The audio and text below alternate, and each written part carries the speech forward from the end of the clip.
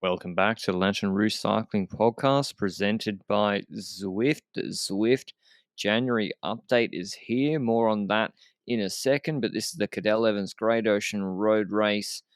I'll have to check if that's the longest name in World Tour one-day races. Maybe they're just trying to rival like Brugge de Panne But and Kern Brussel Kerner.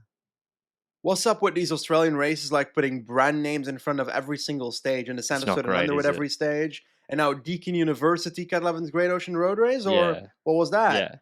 yeah. I mean, yeah, free plug for Deakin University there. Maybe Benji's doing an exchange program next year. Those overseas student fees, Benji, I don't blame you. They're pretty heavy. Yeah, like it was in the TDU as well. Do they do it in other races?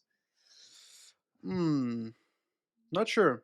Haven't heard Probably it not in the before. tour or anything. I mean, we shouldn't be too mean about it because it's like for once, depending on Yeah, how you look for it, we've got races in a non-heartland country that also isn't a sports washing exercise. Although TDU could maybe debate that as well. So I've just proven whatever tangent that is. Anyway, this is all about Cadel, who lives in Switzerland, I think.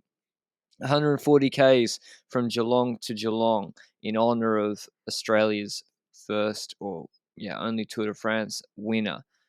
Two ascents of the Chalambra Crescent after a sort of rolly parkour through Barn Heads before through Torquay where there's some sprint points, but it's all about that Chalambra Crescent climb in the suburbia of Geelong. 900 metres, 9% steep part at the end, and just after it is a little kicker to the Melville climb. 600 metres, 8.3%. It kind of goes under the radar on this climb, on this parkour. They do that once, go through the finish line, and then they do Chalambra and Melville combo again, cresting Chalambra 8.5 Ks. I'm going to call it Chayambra. We're in Spain now. And then Melville crests 6 Ks from the finish also, with a little false flat downhill run in, flat sprint. So 2 ascents, men do 4 tomorrow. What do you think about the parkour, Benji? You were saying off air you didn't mind it. I actually like it pretty much because, like, kind of reminds me of like a puncher kind of World Championships parkour. If it was like longer and if it had like 4 or 5 times this climb, then it would actually be quite a selective race, I'd say. So I think it's good parkour, and it showed in the race. But you do have the situation where the initial part of the race is not the most entertaining, huh? Because we just had multiple breakaways in this race. We had a breakaway up the road initially with 3 riders, then they got caught, then a breakaway of 2 riders, then they got caught, then some attacks followed later, but they got caught again, and eventually we still have a peloton going into the last 55-ish kilometers where we've got some moves that I did not expect. We're not at the Chalambra Crescent, not even close. We're like 26 kilometers before the first Chalambra Crescent, and Crescent. Sprat attacks. I got Crescent. Wait, Crescent? It's not descent. Yeah, it's Crescent. Okay, I get I'll to take laugh it. at you. You've been laughing at me for 2.5 fucking years, saying Belgian and Dutch places. I'm allowed to have one time. Mate, I get to correct you. Even I'm getting roasted for the Belgian names because I Really? tried saying them in English by accident sometimes. Campenards instead of Campenards. Like, anyway, Really? Oh, I'm wow. sorry. I apologize to the Australian government, to Patrick you, Broe yep. himself, to Premier Koalas. Minister, whatever you have over there. Anyway, koalas, yeah. Sorry, koalas. And I don't know. Did you have like those birds or something? Emus. That's what I'm most sad about. Anyway, on topic again. We had an attack by Sprat and Manley. As in, Sprat went first at 53k to go, and like slide uphill, nothing crazy. She tried to like make a move happen for something, and then Manley did something like a bit later, like half a kilometer later. I was like thinking, what's the point here? What are they trying to create? Are they trying to get like a situation with multiple riders up the road, or did I get it wrong? Was it not Sprat? Was it a teammate? It was a really weird situation. I'm not sure exactly. I do think Trek kind of relied on Sprat to be the attacker a little bit too much. I know she followed on first Chalambra. I will give a quick shout out to Keely Bennett, who I met at TDU, who crashed badly at TDU. I didn't realize she was back on the bike already and she was in the break. So kudos to her. But yeah, Trek seemed to me, Benji, they didn't in TDU and they didn't again today. It definitely wasn't Chapman. They're not really using Chapman as an attacker. They use her to set pace, to do lead outs, to bring things back for Spratt, to defend when Spratt's up the road. Yeah. They don't use her strength yet as an attacker. And in TDU and Cadel's at least. And I think that might be a little bit of a mistake. Yeah. They use Hansen up the road in a little bit of a peculiar way, which we'll see in a second. But yeah, first Chalambra, it explodes.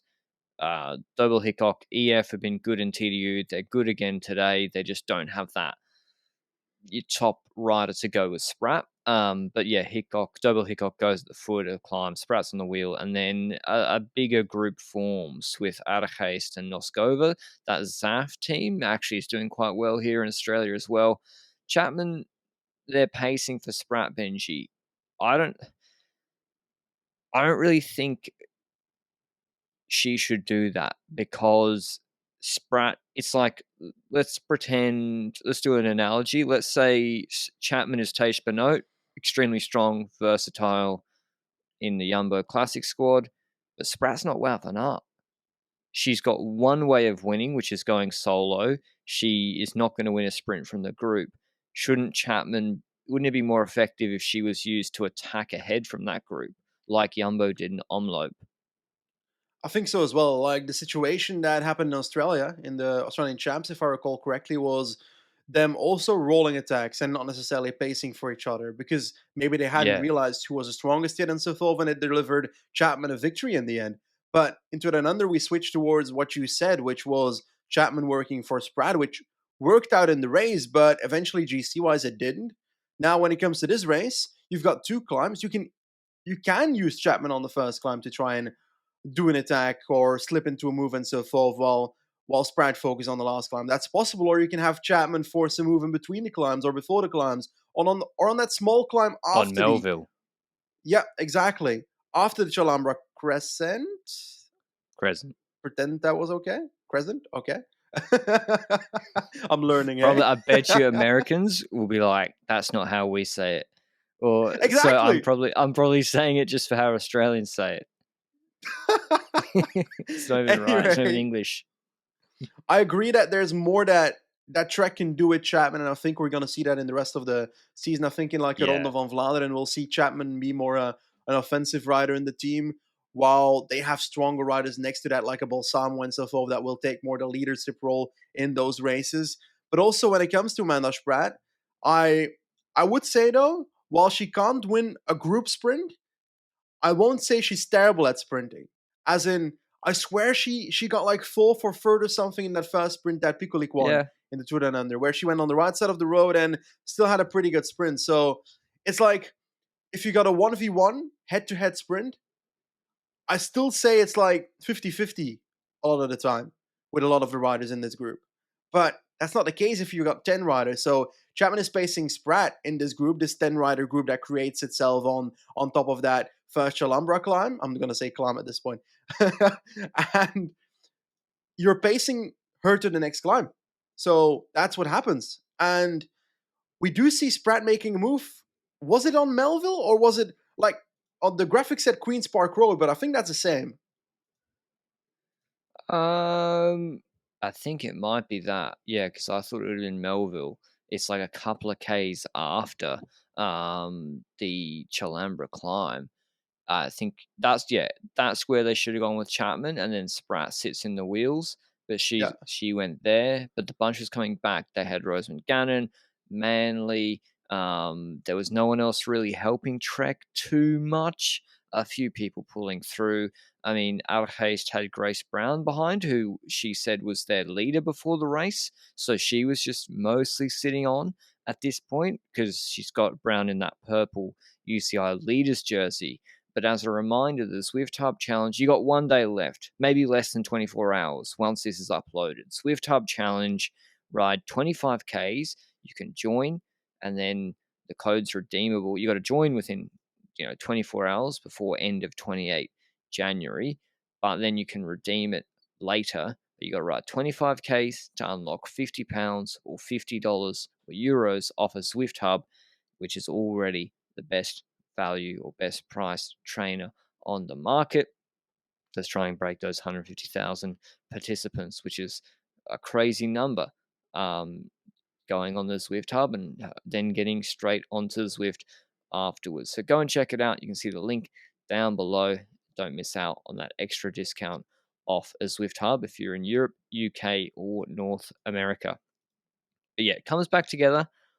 And this is where the tactics really start to get interesting for me at least. Adergeest definitely talks to Brown and gets a free roll to go for the win at that point, Yeah. I'm assuming. And Trek then start to attack before Chalambra last climb with Hansen, but then Georgie Howe goes with her from Jayco Alula. And I don't know, like, if you're another team, does Hansen dangling 20 seconds ahead really scare you? Like, how are they getting relatively better as Trek? Except for, shouldn't Hansen just go on the front and just set like a steady tempo and make sure that Chapman and Spratt enter the climb in good position?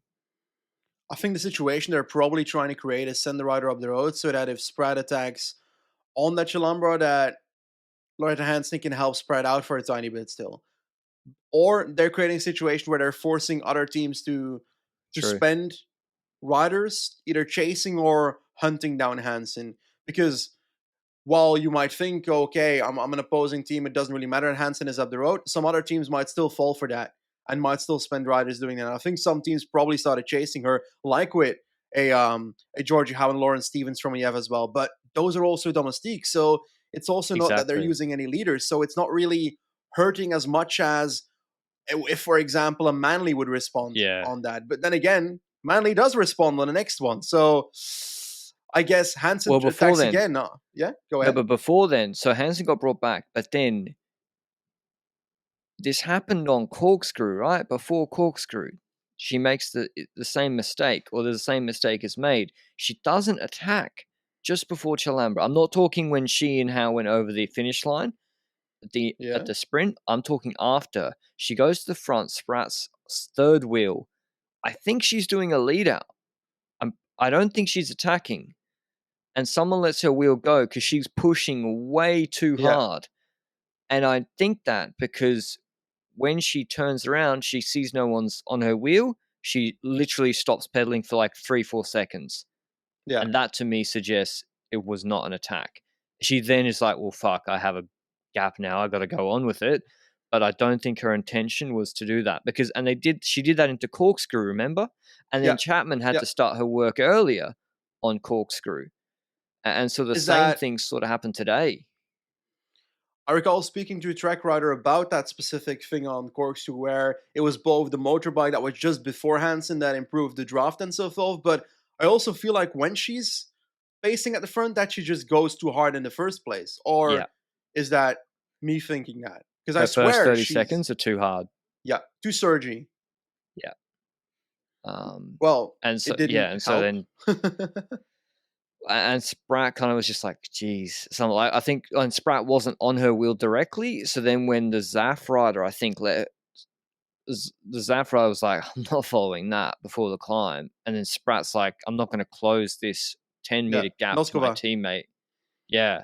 So that was I think, a bit of a problem because at this point now, you got to have her just do hard lead out into the base and just have Chapman do full gas 1 minute and try and launch Spratt because I don't think Spratt's winning a sprint against almost anyone in this group. She has to go solo. Wow. I don't know. I think she's not as terrible as you're portraying here at sprinting. I think she can win a 1v1 sprint if it works out well.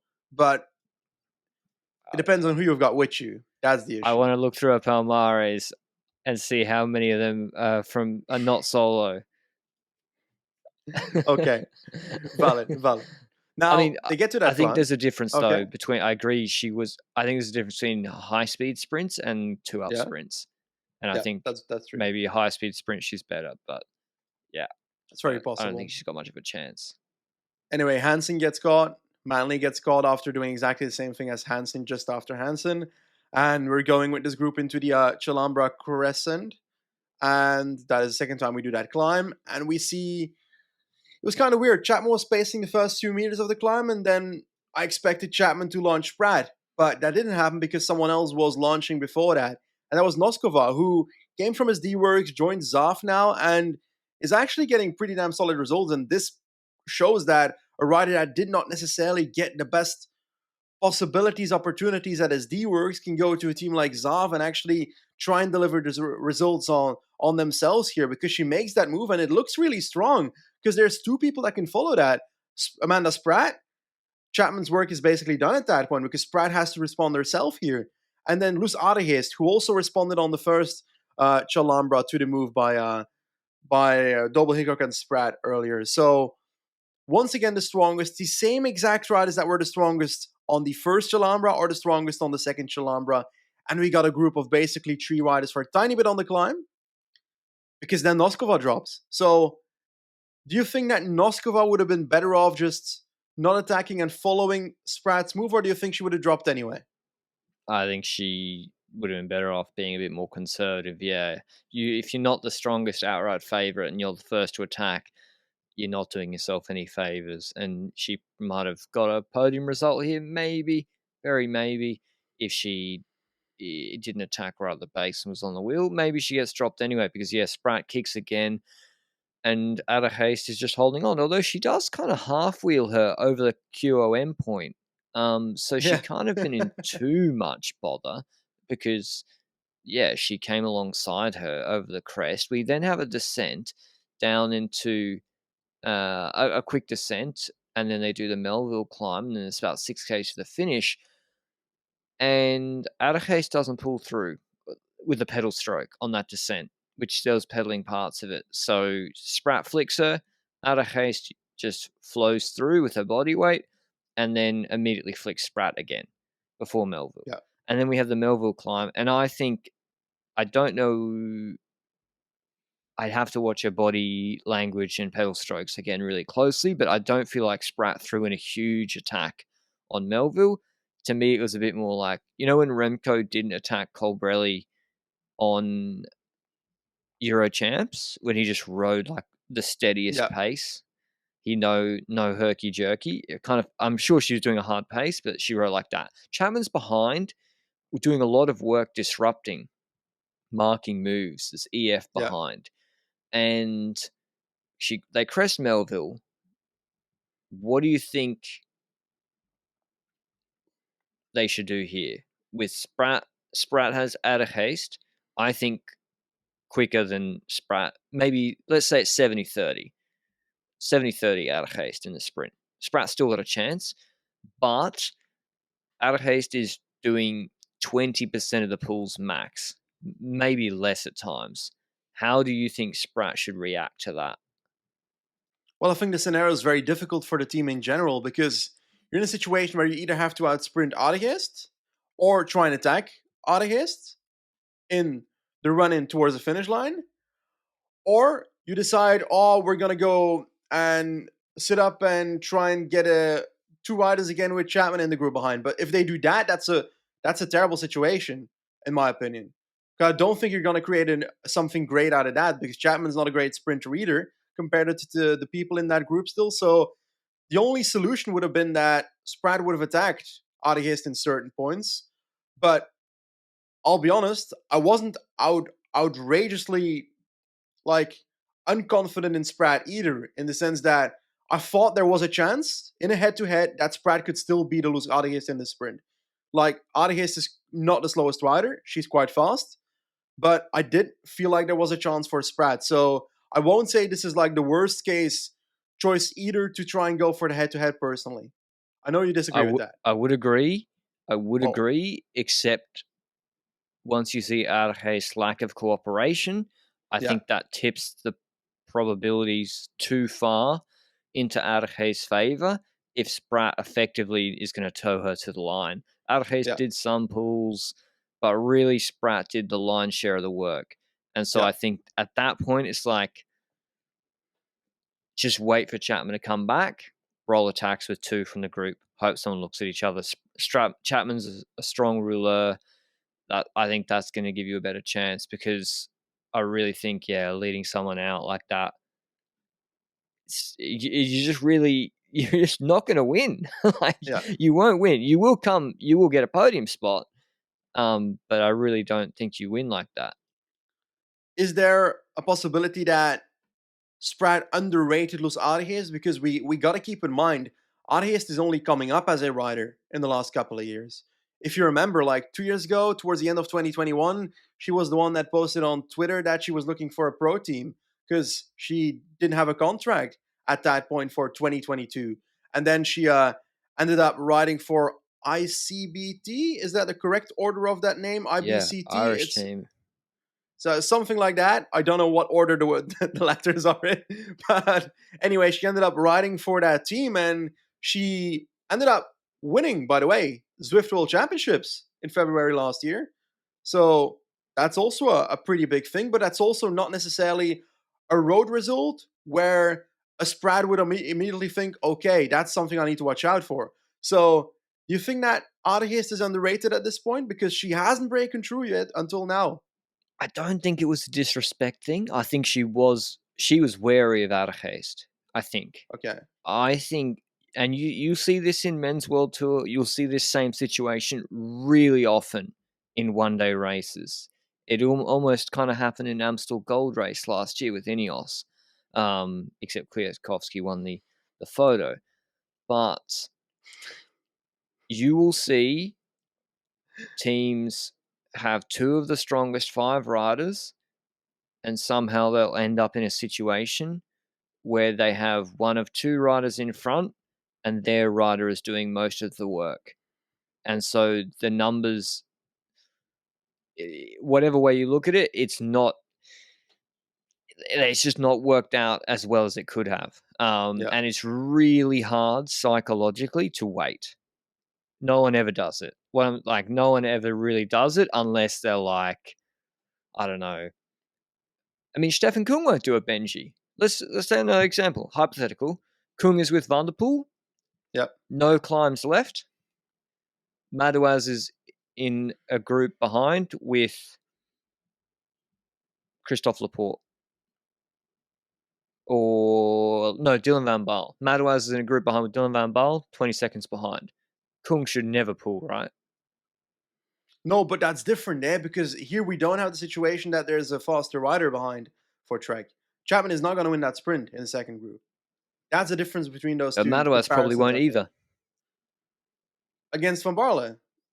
Against Van Baal and Van der Poel. And Van der Poel. Ah, wow, that's a big difference. That's a big difference. Well, Van der Poel's with Kung ahead. Yeah. Yeah, that's true. He'll never wait. He'll never do Yeah. it. Yeah. The thing Someone is do up a also, maths thing. is there an aspect? Is there an aspect of FDG being happy with a second place here? No, with Trek being happy with at least the second place here in the situation that they're in. Adderhaste didn't give a fuck. She had ice in her veins. There's been a long recap because I actually enjoyed discussing this finish. And listen, like if any of the Trek riders, listen to the pod and disagree and think no, there's X, Y, Z reason why this happened, you're wrong. Like I'm always open to hearing that as well. This is just how I sort of looked at the finish. But yeah, the Green Edge, Jayco led group with Nina Bushman, another Dutch rider, catches Chapman, who'd been doing a good job for her role marking that move behind. Argeist stops pulling, really. They stopped pulling her and Spratt with a K to go. They did have a huge gap at that point, and it started to dwindle.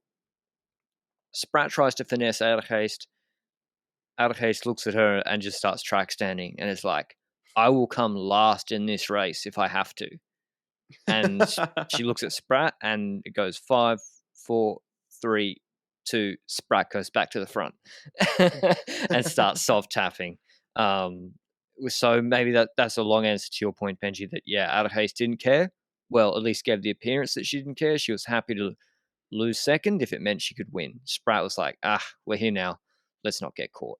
And I guess Alaphilippe and Fulsang, Benji, Amstel Gold Race, Yeah. you can end up like them if you finesse too Or much. So Amstel, Lamborghini with, was it Niviadoma or who was it yeah, in Amstel? exactly, Nivea Doma. And then I'd probably be sitting here being like, Ada Hayes, what an idiot.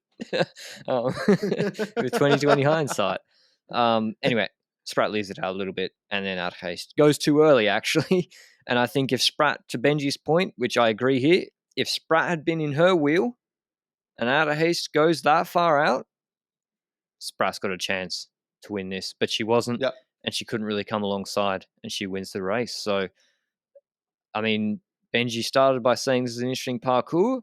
It definitely gave me a lot to think about. So, I think it was a pretty good race in the finish. Yep, I think so as well.